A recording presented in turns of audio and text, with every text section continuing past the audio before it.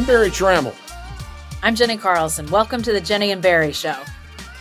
Well, Jacko, in a season of stunning results, Oklahoma State went to Orlando and produced the most stunning of all, a 45-3 loss at Central Florida on Saturday, derailing the dominating fashion the Cowboys' 5-game winning streak had produced. We'll talk about UCF stuffing Ollie Gordon and his Heisman Trophy Express, an OSU defense that was torched by the run and the pass, the Bedlam hangover that seemed to envelop the Cowboys, and Mike Gundy's assertion that the Cowboy coaching staff was out-schemed.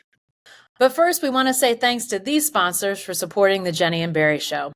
The Oklahoma Ford Dealers Association, MidFirst Bank, Next Gen Roofing, Two Fellas Movers, the National Cowboy and Western Heritage Museum, 988, Oklahoma's Mental Health Helpline.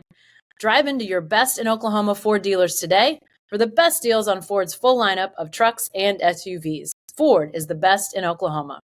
And hey, let's face it, a box of pizza and a case of beer just doesn't work like they used to. Nobody wants to help you move, but we know two fellas that love moving. At Two Fellas Moving Company, we offer free no-strings quotes for your move. And with more than 20 years experience, we've pretty much moved it all. Our services don't end up moving either. Need to do some remodeling or spring cleaning? We have you covered with dumpster rentals and junk haul services. Remember, quotes are free and there are no strings attached. If you're moving in Oklahoma, make sure to call the fellas. Visit twofellas.com for your free quote today. All right, Jacko, let's talk Cowboys. I was in Orlando. You watched from back here in Oklahoma. Just a complete domination by UCF. 3 minutes into the game, I said, There's a Bedlam hangover. After the game, Mike Gundy said, no, I don't think it was a Bedlam hangover. I saw some people at the airport, OSU people, they said there was a Bedlam hangover. So let me ask you, was there a Bedlam hangover? Sure seemed like it. I mean, that was not the team we saw the week earlier against the Sooners. They were not focused. They were not aggressive in the same ways. Just looked like frankly, looks a little bit like that team that lost to South Alabama. Couldn't get anything going. Didn't seem to have any rhythm. That was not the team that won the last 5 games. And so clearly something changed. And I don't know if it was thinking too much about that win against the Sooners, riding too high, what the situation was, but clearly coming off a big game in which they played really well, pretty much from start to finish, pretty much all facets of the game. That did not look like the same team. I don't know what else you can chalk it up to, but that seemed like there was some Bedlam hangover to me, Barry. You know what it did to me? I mean, from the start, first play of the game, deep ball completion, UCF goes in, bang, bang, bang, touchdown. Cowboys respond offensively, then Ollie Gordon fumbles. Mike Gundy actually asked a good question. He said, did Ollie fumble because of a Bedlam hangover? Did Alan Bowman's second possession interception off a guy's helmet, was that Bedlam hangover? So sometimes abstract things like Bedlam hangover can be sort of an easy out, right? But when you look at the whole situation, Central Florida, not a great team this year. I mean, the Knights have shown some promise, but they were 1-5 in the Big 12, 0-5 until beating Cincinnati the week before. And Cowboys have been playing so great. If OSU goes down there and loses 27-17 or 30-21 and just things don't go right, but the Cowboys got smashed from the beginning. So, what happens? How does 45-3 occur? I think lots of different things: game planning, scheming, conditions, luck, physical one-on-one matchups. But I also think Bedlam hangover has to be in there. I'm not sure the Cowboys were mentally prepared, and it's sort of reasonable, right? Yeah. I think most people in the state of Oklahoma were having a Bedlam hangover after that game in Stillwater. So that begs the question then, Barry, if there was a mental lapse, if they weren't mentally prepared, who gets blamed for that? I mean, Mike Gundy said after the game that, he didn't think they coached very well. Is the staff to blame for that? Is Gundy to blame for that? Are the players to blame for that? Who gets the blame for that? Well, I think that's generally, if you're not ready to play, I think that's on players. I think, I don't know that it was anything subversive. I don't know that it was anything overt. I don't think people in orange, I don't think the Cowboys spent the week just screwing around, not paying attention at practice, not studying the game plan, all the things you do. Yeah. Sometimes there's an emotional pull. We see it in all kinds of sports. We see it in sports where you play more often, several games a week. It's hard to hit that emotional high every week. Even football players have talked about hitting the emotional high week after week after week is not easy. This was the ultimate trap game. You're going to play against an opponent that is not necessarily a big name, is not necessarily having a good year, and you're coming off an epic victory with milestone and fabulous plays. You can see why it would occur, even if you're fighting like the dickens to keep it from happening. And when you top that with the fact that Gundy said his coaching staff's schemes were not good, they got outfoxed by Central Florida. Then they lost the 50-50 balls. Maybe that explains a situation like 45-3. But here's what I would say. You draw up a long list of reasons why it's 45-3. I'll sign off on all of them. Everything's got to fall on top of your head to get beat 45-3. Yeah, I mean, I think that you're right. I think it is a laundry list of blame. And when it comes to Bedlam hangover, what you said is right. That does fall on the players, but it falls on the coaches too. I mean, they have to be aware that maybe these guys are sort of dealing with some side effects. As a big win like that, it should have some emotional toll or emotional, plus, or however it affects you. It's going to affect you. You're human. So these guys are going to be affected. So the coaches have to be aware of that. So I think some of that blame does have to go to Gundy. Some of it does have to go to his staff. Heck, it wasn't that long ago. Gundy was telling us how he's kind of become psychologist. It's his job to watch out for guys' demeanor and how they are and how they're feeling. So if that's the case and they walked in unaware that they were sort of dealing with the emotions of Bedlam, then I think, that you do have to put some blame on him. He said it himself. That's his job now, is to monitor that stuff. So if it goes unchecked, I think you've got to lay some blame at his feet as well. But obviously that list of problems, Barry, I mean, Ollie Gordon, 26 yards. I mean, where in the heck did that come from? I was completely befuddled. And if UCF has figured out the elixir to cure OSU's run game, I think Gus Malzahn and his staff are going to have spending money because coaches are going to be coming like crazy for that. Yeah, it's very strange, right? UCF's in a lot of ways the worst defense in the Big 12 statistically. Sure. People have been running on them like crazy. What I was told though on Friday, I was on the UCF campus, and one of the guys said that Gus Malzahn himself was very befuddled by this. He's very mystified because he said he likes his D line. He said this is a D line I could have put out when I was at Auburn.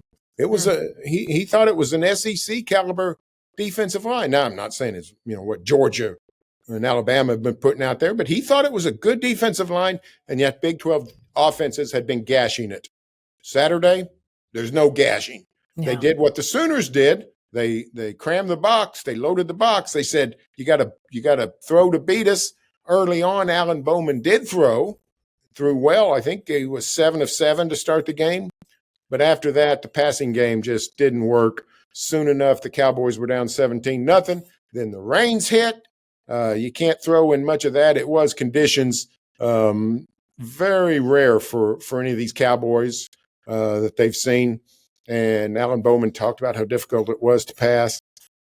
So the game got away from him after that. But even before the rain, Cowboys couldn't really run the ball, and the passing game didn't alleviate the pressure. So I don't know. It was almost like the Cowboys bloomed 6 weeks ago, and then all of a sudden they just withered down in Orlando. So Ollie Gordon, looked like an All-American, Heisman candidate, Big 12 Offensive Player of the Year, and then down in Orlando, all that just didn't materialize. So Mike Gundy, Casey Dunn, Tim Rattay, Charlie Dickey, those guys have got to figure out what went wrong, why this happened, how do you keep it from happening again? Because clearly for 6 weeks, Oklahoma State had put Ollie Gordon had put the OSU offense on his shoulders and transformed this offense with big plays. Think of those home run balls he ran at West Virginia. Sooners kept him from that, but he still gashed Oklahoma for 12, 15, 20-yard gains in key moments. None of that was apparent in Orlando. Cowboys have got to get back to Ollie Gordon producing big yardage. Yeah, for sure. And, you hate to use the perfect storm analogy and a driving rain, which, Florida's known for its afternoon rainstorms, but Barry, that looked like other level, even for a Florida rainstorm. It rained hard. It rained for a very long time. So OSU found itself in bad conditions for extended period, needing to throw the ball really to get back in that game. And when the passing game went south and Ollie Gordon obviously nowhere to go, no holes to hit, it just kind of snowballed. But pretty clearly, the opponents coming up for OSU, you would think, portend to get Ollie Gordon getting back on track, Alan Bowman getting back on track, offensive line getting back on track, with Houston and BYU left for the Cowboys. But we thought that was going to be an easy running game against UCF. I mean, worst in the Big 12 run defense. That's what UCF came into the game as. Ollie Gordon getting 26 yards. I figured he might have that in the first drive, if not more, the way that the numbers stacked up. So they got to get that back on track. I'm sure that as the game went on, it was a little bit situational with the rain and all of that. But, there was just a lot that did not go well for that offense. I feel like we could belabor the point, but you want to talk about defense instead? Well, we can. And speaking of helping someone's postseason campaigning for awards, John Reese Plumlee looked like a star for the Central Floridians. Yeah. Of course, he'd been injured in September. We thought he was a good quarterback. We knew he was a good quarterback, but he was just spectacular against OSU. Key runs, key scrambles, hard to stop when UCF needed a first down. And then the deep ball, Plumlee just torched that Oklahoma State secondary. Very similar to what we saw back when things were rotten for OSU, right? Yeah.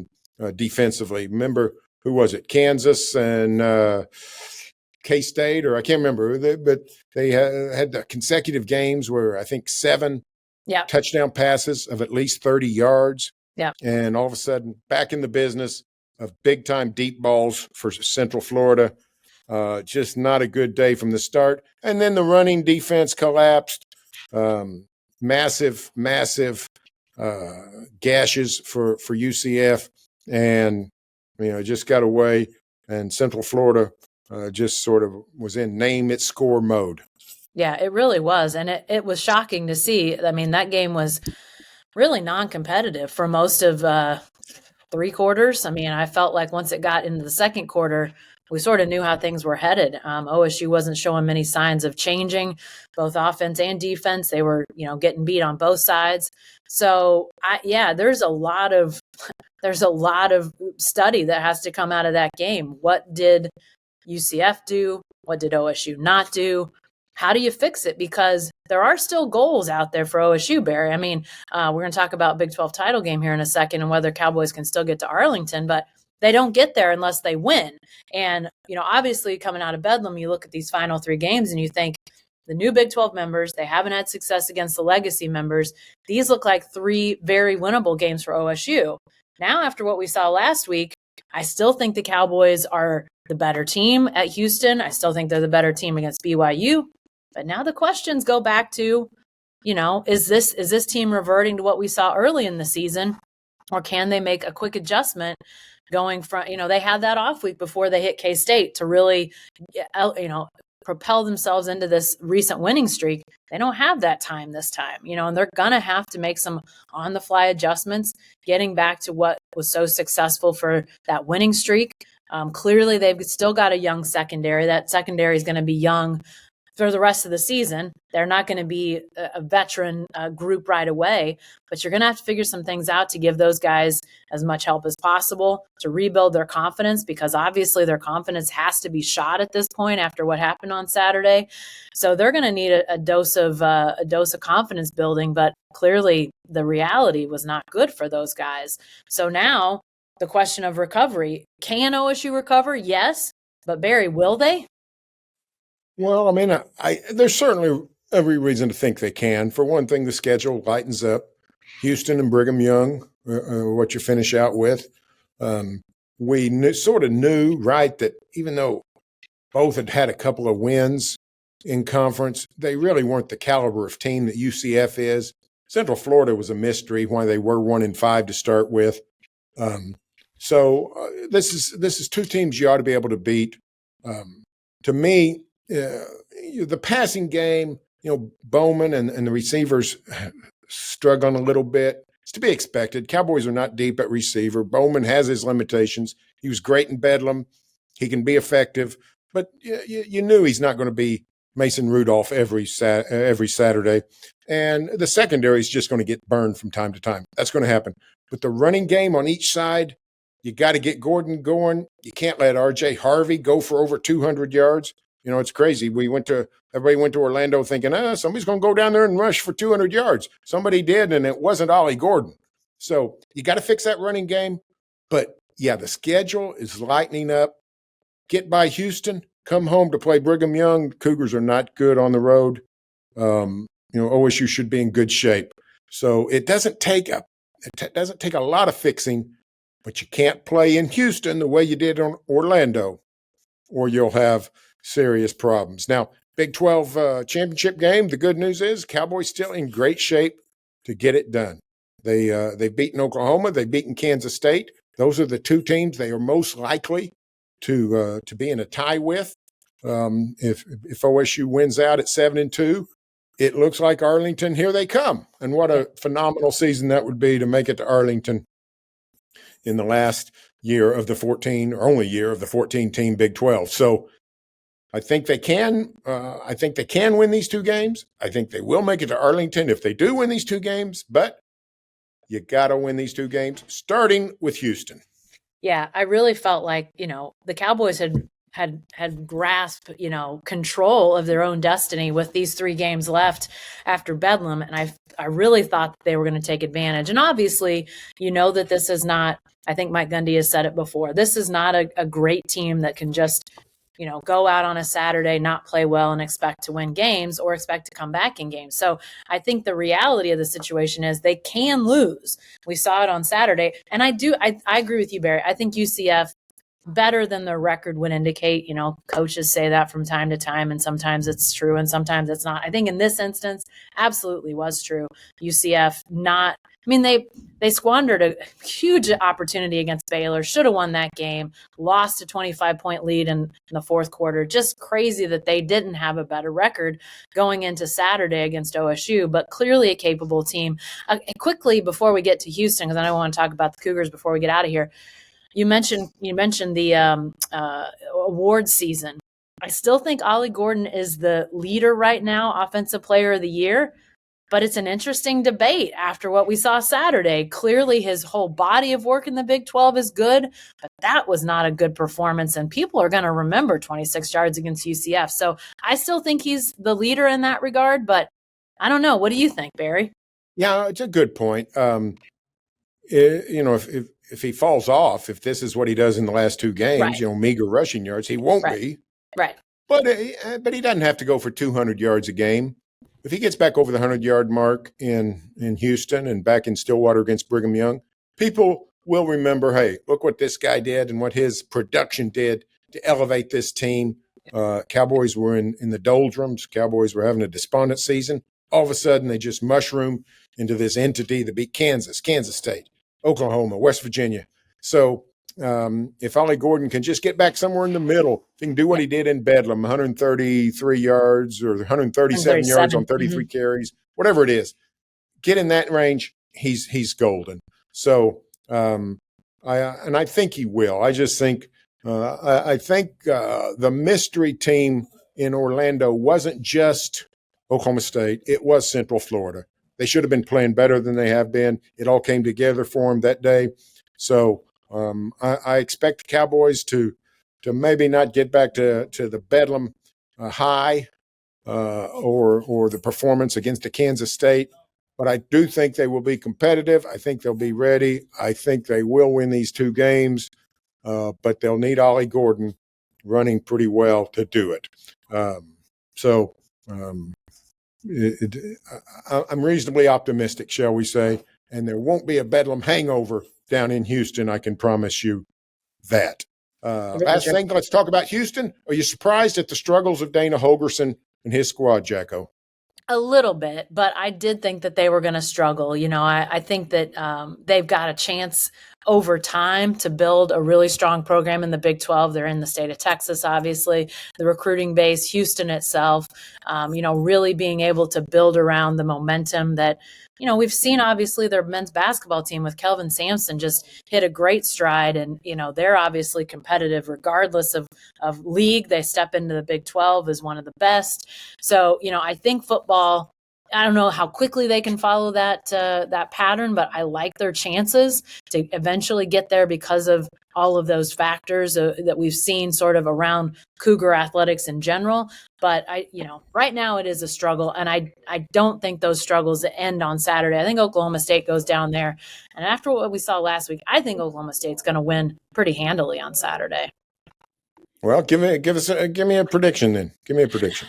I'll go 41-21. How about that? Ooh, I'm not ready to go there. Houston's had some moments at home. They played Texas very tough at home. I will go 28-20. Ooh. I'll go 28-20 Cowboys. All right. Okay. Hey, that's all the time we've got this week. And remember, OSU plays at Houston 3 p.m. Saturday. Our Sellout Crowd team will be there. Plus, we'll have all sorts of Cowboy content this week at selloutcrowd.com. You can find our content at barrytrammell.com and jenny-carlson.com. And if this happens to be your first time hearing or watching us, be sure to subscribe to our show on YouTube or your favorite podcast app. And if you like what you hear, leave a review. Thanks for joining us, and we'll see you next time.